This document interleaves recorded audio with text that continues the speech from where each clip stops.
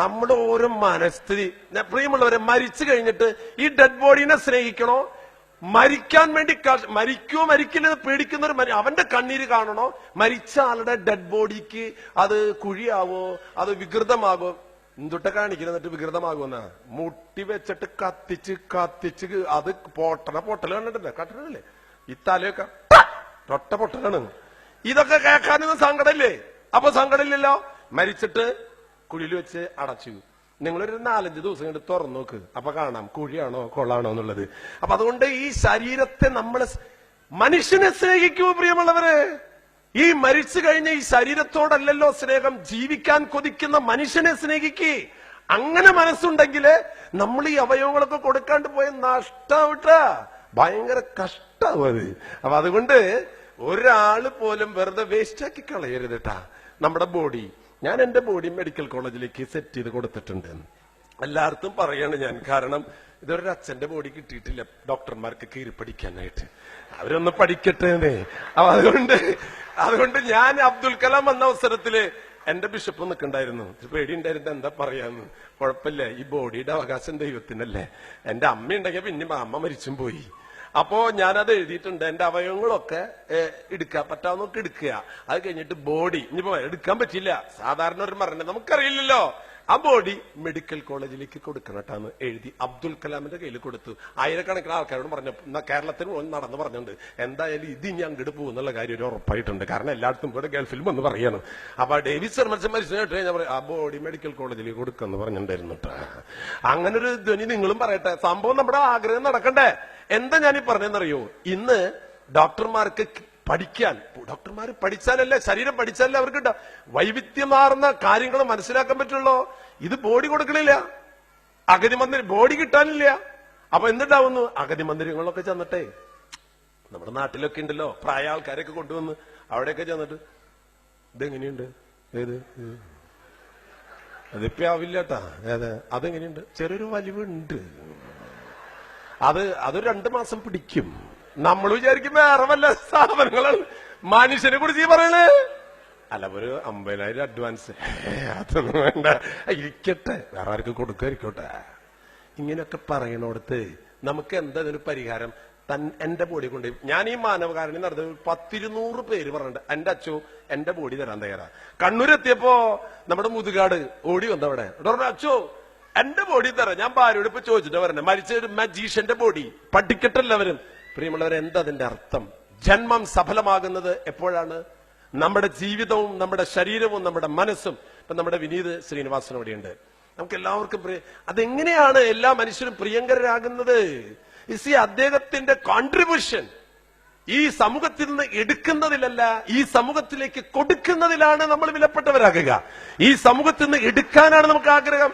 ഇപ്പോ പാടത്തുനിന്ന് മടല് കോരിയെടുക്കാൻ അടിയുന്ന എല്ലാ എടുക്കലാണ്. ഇപ്പൊ ഭൂമിയുടെ അവസ്ഥ എന്താ? ഒരു തൊണ്ട് പോലെയാവും. കമ്പനി എന്തോരം ബോർവെൽ അടിച്ചിട്ടുണ്ട്, എല്ലാത്തിനും കുഴിച്ച് ഭൂമിയുടെ അടി ഇപ്പൊ വല്ലൊരു അറ്റത്തെത്താവോ, ഭൂമിയുടെ അപ്പുറത്തെത്താവോ ഇനി. അപ്പൊ എല്ലാത്തിനും എടുക്കലാണ്. കൊടുക്കും നമ്മൾ. ഈ എടുക്കുന്നതിലല്ല ക്രെഡിറ്റ് ഇരിക്കുന്നത് പ്രിയമുള്ളവരെ, കൊടുക്കുന്നതിലാണ്. Gift A life. കൊടുക്കുക നമ്മൾ.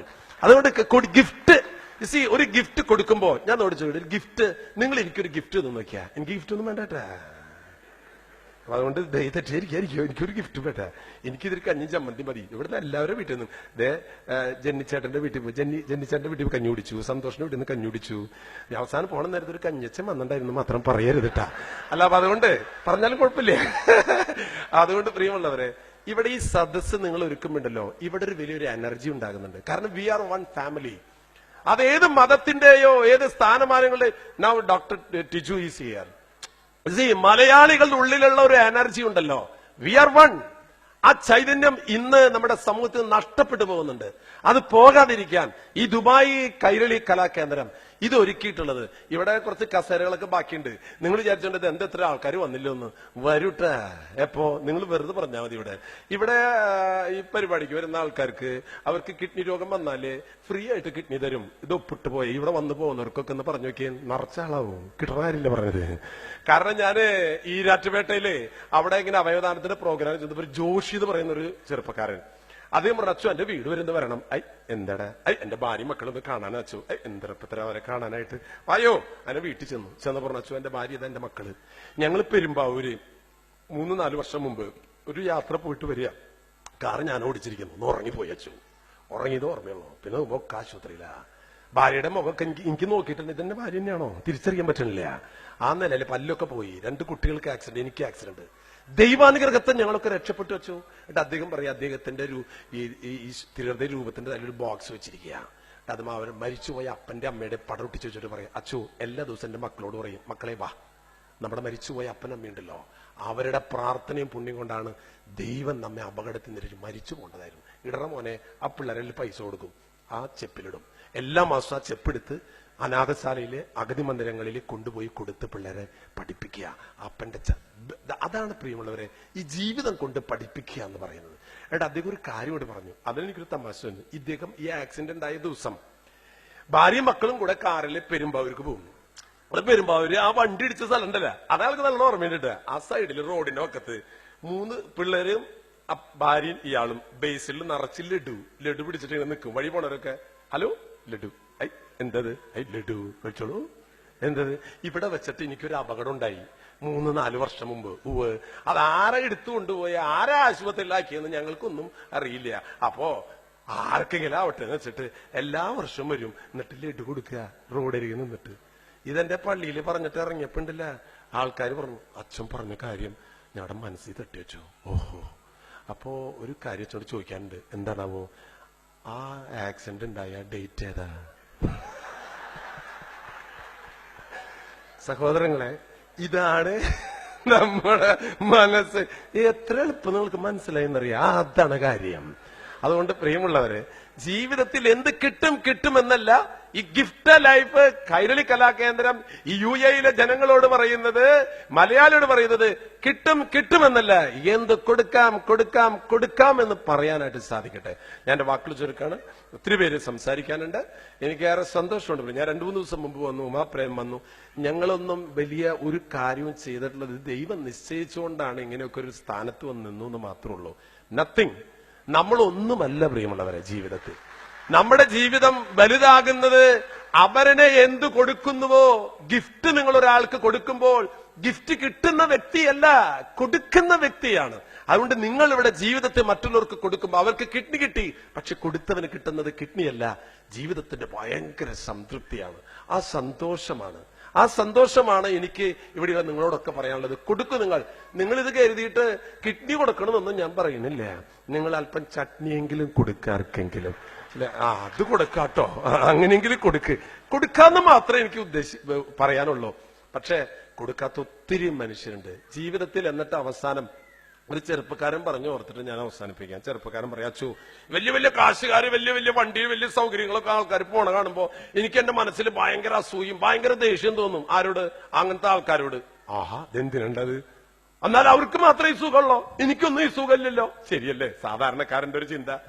പക്ഷെ ഞാൻ കിടന്നുറങ്ങാൻ പോണ നേരത്തുണ്ടല്ല, എനിക്ക് ഭയങ്കര സന്തോഷ. അതെങ്ങനെയുണ്ട്? ഉറങ്ങണ നേരത്ത് ഞാൻ ആലോചിക്കും. എന്താലോചിക്കും? എന്താ കാര്യം? ഇവർക്കിതൊക്കെ ഉണ്ടെങ്കിലും ഒന്നും കൊണ്ടുപോയില്ലല്ലോ മരിക്കുമ്പോ. ഇല്ല, അന്ന സുഖമായിട്ട് കിടന്നുറങ്ങുന്നു. ഇതാണ് ആ ചെറുപ്പക്കാരുടെ ആശ്വാസം കണ്ടെത്തിയത്. അതുകൊണ്ട് പ്രിയമുള്ളവരെ, മനുഷ്യർക്ക് കൊടുക്കുമ്പോൾ കിട്ടുന്ന സമ്പത്താണ് യഥാർത്ഥ സമ്പത്ത്. അതുകൊണ്ട് ദാനം ചെയ്യാൻ അവയവങ്ങൾ മാത്രമൊന്നല്ല ഞാൻ പറഞ്ഞിട്ടോ, ഒരു നല്ല വാക്ക് പറഞ്ഞു. ഈ ദുബായിൽ വന്നിറങ്ങിയാലുണ്ടല്ല, ഇപ്പൊ ഞാനൊരു പള്ളിയിൽ വിചാരിച്ചാൽ ഒരു പള്ളി വേറെ പള്ളിക്ക് മാറ്റം കിട്ടി, ആ പള്ളിയിലെ ചെന്നാൽ വന്ന് കസലിരിക്കുമ്പോഴേക്കും ചേട്ടൻ വരും, അച്ചോ ഞാൻ ഇവിടുത്തെ അന്തോണിയേട്ടൻ, ഇവിടെ ഒരു ഔസപ്പെട്ടൻ കേട്ടാ. ഓ, ഇങ്ങനെ ഒരു വൃത്തികെട്ട മനുഷ്യൻ. അത് കഴിഞ്ഞൊരു വേറെ ആള്, അച്ഛറിഞ്ഞില്ലല്ലേ? ഇല്ല, ഒരു വീട്ടിലെന്താ സംഭവിച്ചെന്ന് ഞാൻ ഇന്ന് വന്നിട്ടല്ലേ ഉള്ളോ. അച്ഛെങ്ങനെ അറിയണേ? ഇല്ല, അറിഞ്ഞിട്ടില്ല. ഇരിക്ക് പറയാം. ആ പെൺകുട്ടി, ആ ആൺകുട്ടി, എന്റെ ദൈവമേ, ഒരു 2 ആഴ്ച കൊണ്ട് ആ നാട്ടിലെ ആ ഇടവകയിലുള്ള സർവ്വ ദുഷ്ടതകളും തിന്മകളും എന്തൊക്കെ ചെയ്യും അതൊക്കെ നമ്മൾക്ക്. ഞാൻ 5 വർഷം കഴിഞ്ഞ് അവിടെ നിന്ന് പോയാലും ആ നാട്ടിൽ എന്തോരം നല്ല മനുഷ്യരുണ്ടെന്നറിയാം, ഒരക്ഷരം മിണ്ടില്ല, അവരെ കുറിച്ച് ഒരക്ഷരം പറയൂല. ഈ ദുബായിൽ വന്നിട്ടുണ്ടെങ്കിൽ എത്രയോ നല്ല കാര്യങ്ങൾ ഈ നാട്ടിലെ മനുഷ്യർ ചെയ്യുന്നുണ്ട്. അത് പറയണം പ്രിയമുള്ളവരെ. ചിലർ പറയും, ഓ അതങ്ങനെ നമ്മള് പരസ്യമാക്കിയിട്ട് ആൾക്കാരെ കാണിക്കാൻ. അസൂയ വേണ്ടാട്ടാ, പറയണം. നല്ല കാര്യങ്ങൾ വിളിച്ചു പറയണം പ്രിയമുള്ളവരെ. നമുക്കൊക്കെ ഒരു മടി, അത് പരസ്യം കിട്ടാൻ വേണ്ടിയിട്ട്. എന്റെ സഹോദരങ്ങളെ, പരസ്യം കിട്ടാൻ വേണ്ടിയിട്ട് ഇതല്ല ചെയ്യേണ്ടത്. അത് ജീവൻ ടിവിയില് അല്ലെങ്കിൽ സൂര്യാലി ഏഷ്യാനെറ്റിലൊക്കെ പരസ്യം കൊടുക്ക്, അത് കാശ് അവർക്കും കിട്ടും. അതല്ല, നല്ലത് ഉറക്കം. നമ്മുടെ കുട്ടി നല്ലൊരു കാര്യം ചെയ്താൽ എപ്പോഴെപ്പോഴും പറയണം. അവ എന്തെങ്കിലും തേടി ചെയ്തിട്ടുണ്ടെങ്കിലാ ഏത് നേരം അത് എന്നെ പറഞ്ഞുകൊണ്ടിരിക്കുക. അതുകൊണ്ട് കുട്ടികൾ നല്ല കാര്യങ്ങൾ ചെയ്യുമ്പോൾ ഒരു പ്രാവശ്യം പറഞ്ഞിട്ട് നിർത്തല്ല, എപ്പോഴെപ്പോഴും പറയാ. ചീത്ത കാര്യങ്ങള്, തെറ്റുപറ്റി, അതൊരൊറ്റ പ്രാവശ്യം പറഞ്ഞാൽ മതി, അത് പിന്നെ പറയരുത്. അങ്ങനെ നമ്മുടെ സമൂഹത്തിലെ നന്മയുടെ ഒരു പ്രസരണം ഉണ്ടാക്കാൻ സാധിക്കട്ടെ. എനിക്ക് ഒത്തിരി സന്തോഷമുണ്ട്. ഞാൻ ഇന്ന് ഇത് കഴിഞ്ഞാൽ ഞാൻ 12:05 ഫ്ലൈറ്റിന് ഡൽഹിയിലേക്ക് പോവുകയാണ്. ഡൽഹി പോകുന്നത് അവിടെ പ്രൈം മിനിസ്റ്റർ കാണാനുള്ള അവസരം ഉണ്ടായിട്ടുണ്ട്. ഞാൻ ചെന്ന് പ്രൈം മിനിസ്റ്റർ പറയാൻ പോകുന്ന ഒരൊറ്റ കാര്യമാണ്. അതായത് മരണശേഷം അവയവങ്ങളൊക്കെ ദാനം ചെയ്യാനായിട്ട് തയ്യാറാകുന്ന ഏത് ഒരു ഇന്ത്യക്കാരനെയും നമ്മുടെ രാജ്യം ആദരിക്കണം. 2 കണ്ണും കരളും കിഡ്നിയും ഒക്കെ കൊടുത്തുകൊണ്ട് ഈ ലോകത്ത് നിന്ന്, ഭാരതത്തിൽ നിന്ന്, ഭാരതത്തിലെ 5-6 ജീവിതങ്ങൾക്ക് ശരീരം മുറിച്ചു കൊടുത്തു പോകുന്ന മനുഷ്യനെ, ഒരു പട്ടാളക്കാരനെ ആദരിക്കുന്നതിനേക്കാൾ ബഹുമതിയോടുകൂടെ ആ ബോഡി സംസ്കരിക്കണം. വേറെ പൈസ ചെലവൊന്നുമില്ലാത്ത കാരണം നടക്കും എന്നുള്ള കാര്യം എനിക്ക് ഉറപ്പാണ്. ബഡ്ജറ്റ് വേണ്ടതില്ലേ. ഞാൻ ഒറ്റ കാര്യം പറയാനുള്ളൂ, ഒന്നും ചെയ്യണ്ട. പ്രധാനമന്ത്രി മറ്റേ ത്രിവർണ്ണ പതാകയില്ലേ, മേത്തൊന്ന് പൊതിച്ചിട്ടാ മതി മീതെ, വേറെ പൈസ ചെലവൊന്നുമില്ല. ആ പതാക വേണമെങ്കിൽ ആ വീട്ടുകാർ എന്നെ കൊണ്ടുവന്നോളും. എന്നിട്ട് അതൊന്ന് പൊതിഞ്ഞിട്ടിട്ട്, അതെ, ഭാരതമാതാക്കി ജയ് എന്ന് പറയുന്നത് പോലെ ആ ജീവിതം, അങ്ങനെ ഈ അവയവദാനത്തെ ഒരു ഹൈ പ്രൊഫൈലിൽ കൊണ്ടുവരും. നമ്മുടെ സംസ്ഥാനം മുഖ്യമന്ത്രിയോട് ഞാൻ പറഞ്ഞിട്ടുണ്ട്, അത് ഇത് കഴിഞ്ഞു വന്നിട്ട് അവിടെ പറഞ്ഞിട്ടോട് പറയാനായിട്ട്, സംസ്ഥാന ബഹുമതി കൊടുത്തിട്ട് വേണം ആ ബോഡി സംസ്കരിക്കാൻ. വേണ്ടേ? നിങ്ങൾ എന്ത് പറയണു? വേണോ? വേണം. അത് നിങ്ങളും എല്ലായിടത്തും പറയണം. ഞാൻ അത് പറയാൻ പോവാണ്, അത് കിട്ടണം. അങ്ങനെ വരുമ്പോ ഇതെന്തോടെ കളക്ടർ ഒന്നുമില്ല, താറഞ്ഞില്ലടോ, ഇല്ലേ, അയാളുടെ ശരീരത്തിൽ അവയവങ്ങൾ കൊടുത്തിട്ട് ഈ കളക്ടർ ഒന്ന് സ്വീസ് സല്യൂട്ട് എന്ന് പറയുന്നു. അത് ശരി, അപ്പൊ നമ്മുടെ അപ്പൻ പോറായിണ്ടല്ലോ, എന്നാ അത് കൊടുക്കല്ലേ, സല്യൂട്ട് ഇട്ട കാര്യമില്ല, വിടണ്ടട്ടാ. അങ്ങനെയല്ല, മനുഷ്യരാരും മക്കളെന്നറിയാ. ഒരു കാര്യം പറഞ്ഞാൽ അതിന്റെ അറ്റം വരെ തോരഞ്ഞു നോക്കിയിട്ട് കാര്യം എടുക്കണ ആൾക്കാരാണ്. അതുകൊണ്ട് പ്രിയമുള്ളവരെ, ഞാൻ നിർത്തുകയാണ്. നിങ്ങളുടെ സ്നേഹ കൂട്ടായ്മ വളരട്ടെ. ഇത് ഇത്ര വർഷത്തിലായിട്ടുള്ളൂ. അപ്പൊ ഇനി ഇത് ഒത്തിരി കാലം ഈ UAE-യിലെ നിങ്ങളുടെ സഹവാസം ആഹ്ലാദം നിറഞ്ഞതാകട്ടെ. ഈ ഭക്ഷിച്ച് രോഗികളാകാതെ സ്നേഹിച്ച് ആരോഗ്യമുള്ളവരായി തീരാൻ gift U A life. Thank you very much.